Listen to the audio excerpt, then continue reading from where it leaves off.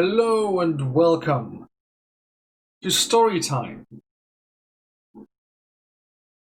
during Genshin Impact or Genshin Impact. The world of Teyvat is large.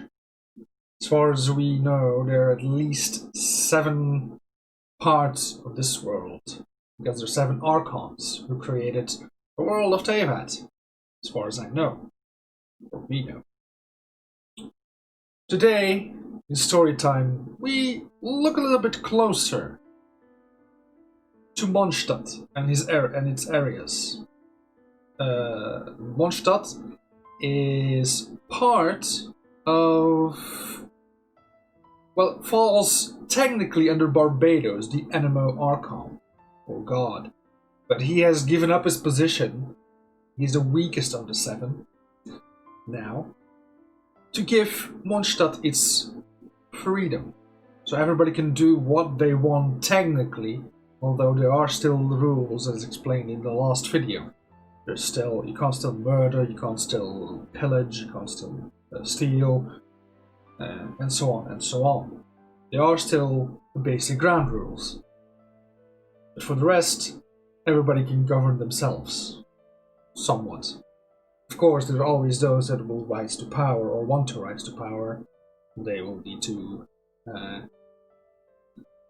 be checked. That's the word.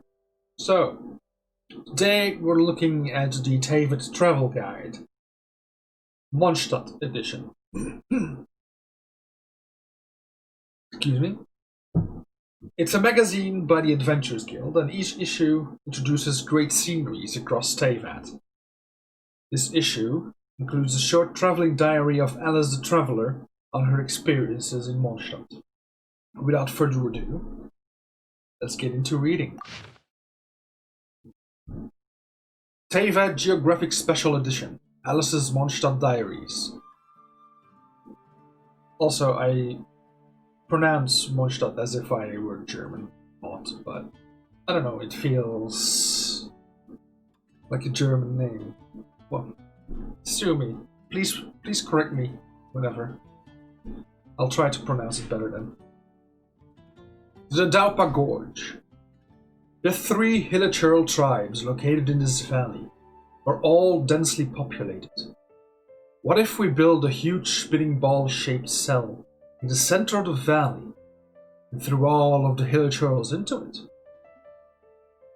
That way we might be able to generate enough energy to power all the mills in Mondstadt for at least 5 years. If we took it one step further by grinding the Hilichurls that are too old or too weak into food and feeding them to the strong ones, we might just build ourselves a perpetual motion machine that can support a huge factory like in Snezhnaya. It seems totally feasible to me.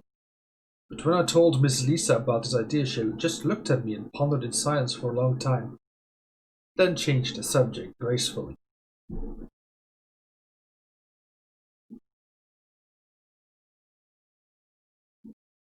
The Star Snatch Cliff. The Anemo Archon is a bit too undisciplined for me.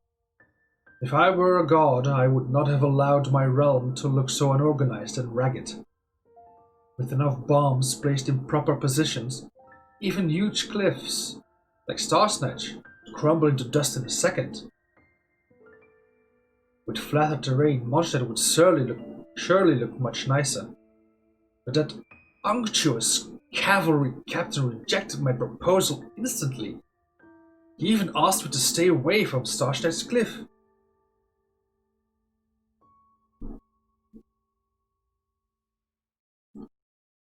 Windrise. At the center there is a huge oak tree. It is said that Vanessa ascended there. I searched around the tree for a long time but did not find any launching device.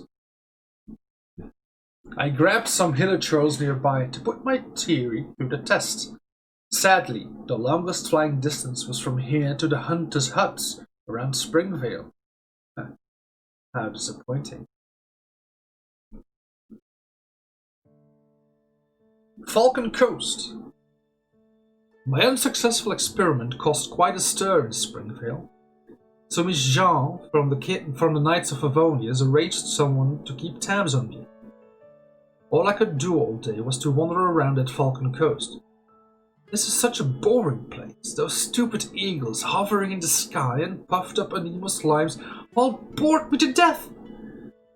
The worst of all was that I had nothing to do. On the other hand, the Outrider girl who was sent to monitor me had quite a lot of fun with the kids. Whispering Woods. Yet another forest in Mondstadt. This Outrider named Amber seemed to know her way around this place. The explosive toy she carried around caught my attention. Some tweaks, I could turn it into something that could blow this forest and even the nearby mountains into smithereens easily. My proposal seemed to scare her, but an explosive stuffed toy is indeed a brilliant idea. I must try it out next time.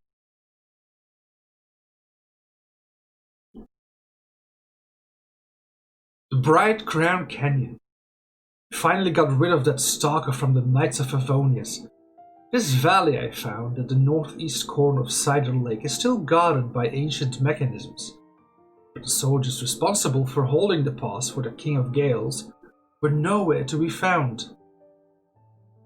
All the winds of time had left behind were the unintelligent hilichurls and silent mechanical guards. My attempt to control ruin guards with hilichurls failed as well. The guard split into pieces, and as for the fate of the hilichurl strapped onto it, I will spare you the gory details. Half of the ruins were also destroyed in the process. Storm Terra's Lair. Bright Crown Canyon leads to this huge ruin of an ancient city, which was built by the cruel King of Gales, the Carabian. The city was built in a ring shape. It seems that every resident of the city had been arranged their own spot between the inner and outer rings. Right in the center of the city was a tall tower where the King of Gales resided. The ruins of the domain of this cruel king, who once tried to control his people's lives, are now utterly deserted. I blew up a few arcades so people can climb up the tower more easily. Looks quite good to me.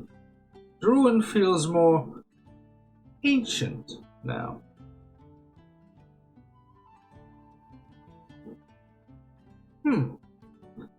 This girl, Alice, to give my opinions a little bit about on the story in the book, seems like a explosive one.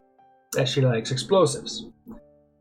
She appears to want to get rid of the hilichurls and make food out of them, and I don't know. She seems like this psycho that you want to actually lock up. Yeah, but at least if you follow the story and go into Storm Terra's lair, you could see what she did to the city. It does indeed look more ancient by blowing things up. But yeah, you still want to have her locked up. She is a danger to society. And with that, I will leave you until the next story time here in Teyvat. Until then, goodbye.